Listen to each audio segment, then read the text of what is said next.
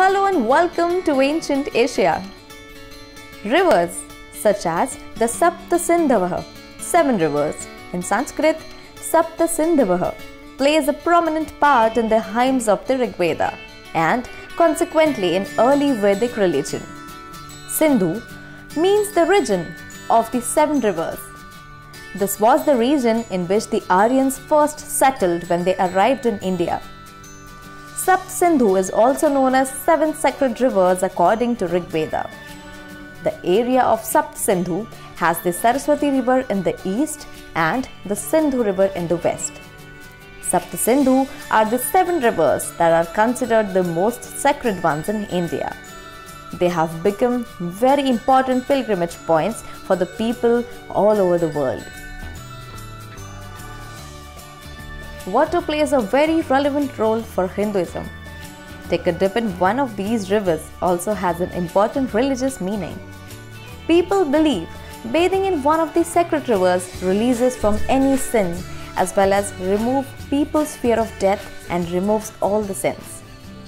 Currently, the 7 rivers considered as sacred ones are Ganges River, Yamuna River, Indus River, Saraswati River, Godavari River, Narmada River and Kaveri River.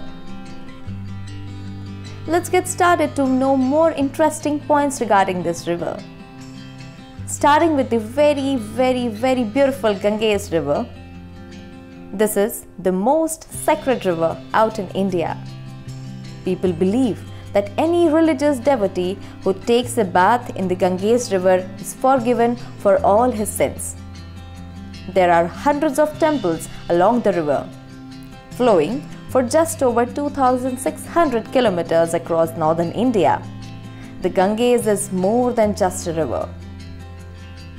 For Hindus, it's the mother goddess Ganga herself and a focus of religious devotion for tens of millions of people across the world.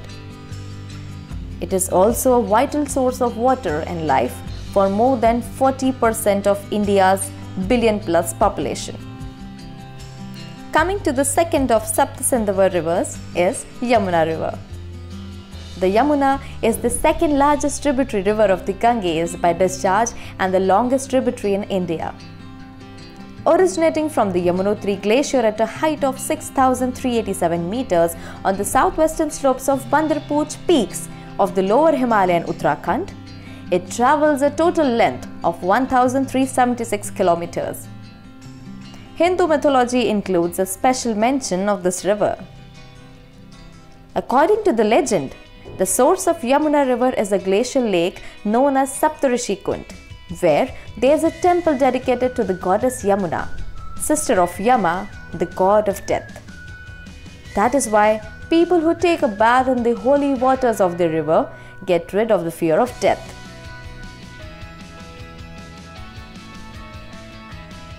Coming to the third, it's Indus River. This is one of the longest rivers in Asia, the most important one in Pakistan and one of the main Hindu ones. The river has played a very important role during the classical period. According to history, King Darius of Persia sent his subject Skylax of Carianta to explore in 510 BC. It took 30 months for Skylax and his sailors to go down the river until reaching the sea. The Indus is a transboundary river of Asia and a trans-Himalayan river of South and Central Asia. The 3,180 kilometers river rises in the western Tibet, flows northwest to the Ladakh and Gilgit-Baltistan regions of Kashmir, bends sharply to the west after the Nanga Parbat Massif and flows south by southwest through Pakistan, before it empties into the Arabian Sea near the port city of Karachi. Next in the list comes Saraswati River. Currently, this river does not have a complete physical existence. It is invisible. It is believed that it flows under the land surface. The area where it is located is considered a holy spot for Hindu people. Since the late 19th century, numerous scholars have proposed to identify Saraswati with the Ghaggar-Hakra river system, which flows through northwestern India and eastern Pakistan between the Yamuna and the Satluj and ends in the Thar Desert. Recent geophysical research shows that supposed downstream Ghaggar-Hakra Paleochannel is actually a paleochannel of Satluj, which flowed into the Narmada River, a delta channel of the Indus River. 10,000 to 8,000 years ago, this channel was abandoned when the Satluj diverted its course, leaving the Ghaggar-Hakra as a system of monsoon-fed rivers which did not reach the sea.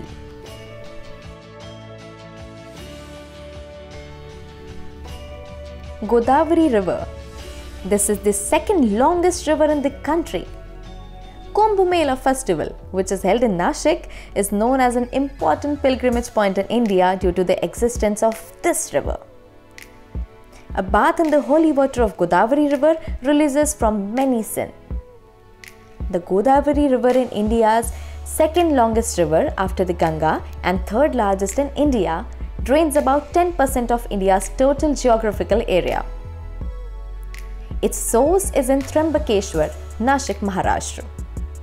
It flows east for 1,465 kilometers, draining the states of Maharashtra by 48.6%, Telangana by 18.8%, Andhra Pradesh by 4.5%, Chhattisgarh by 10.9%, and Odisha by 5.7%. The river ultimately empties into the Bay of Bengal through an extensive network of tributaries.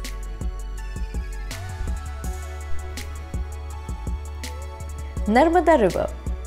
Narmada is a Sanskrit word which means one who arouses tender feelings in others.